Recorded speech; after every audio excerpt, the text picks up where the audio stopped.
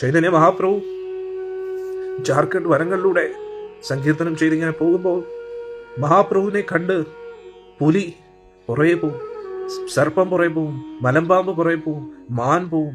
എല്ലാ ജീവജാലങ്ങളും ആ മഹാപ്രഭുവിന്റെ സുന്ദര രൂപത്തെ കണ്ടിട്ട് ആകർഷിതരായിട്ട് ആ കാരുണ്യത്തിൽ അലിഞ്ഞു ചേരുക. അപ്പോൾ ഇന്നും ഈ നിമിഷവും ചൈതന്യ മഹാപ്രഭു നമുക്ക് എല്ലാവർക്കും ആ ഒരു കാരുണ്യത്തെ നൽകാൻ തയ്യാറായിട്ട് നിൽക്കുകയാണ്. പക്ഷെ സ്വീകരിക്കാൻ നമ്മൾ തയ്യാറാണ്. അത് മാത്രമേ ഉള്ളൂ ചോദ്യം. ചൈതന്യ മഹാപ്രഭു എല്ലാവർക്കും കാരുണ്യം തരാൻ വേണ്ടി വന്നിരിക്കുകയാണ്. അദ്ദേഹം ഇന്നും ഈ പ്രപഞ്ചത്തിൽ നിറഞ്ഞു നിൽപ്പുണ്ട്. ഒരു സൂര്യനെ പോലെ ഉദിച്ചു നിൽപ്പുണ്ട്. പക്ഷേ നമ്മൾ ആ സൂര്യകിരണങ്ങളെ സ്വീകരിക്കാൻ തയ്യാറാണോ?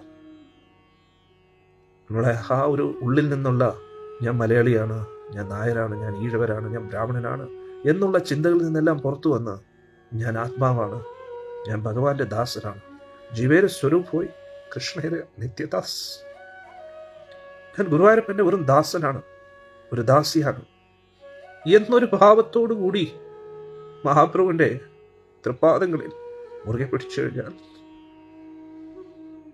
ആ വ്യക്തിയെ ഭഗവാൻ സ്വീകരിക്കും. അതോടുകൂടി ആ വ്യക്തിക്ക് ഒന്നിനോടും താല്പര്യം തോന്നത്തില്ല. കാരണം ആ വ്യക്തി ഹൃദയത്തിൽ സംതൃപ്തനാണ്. ആ വ്യക്തിക്ക് പിന്നെ എന്തിൻ്റെയാണ് ആവശ്യം?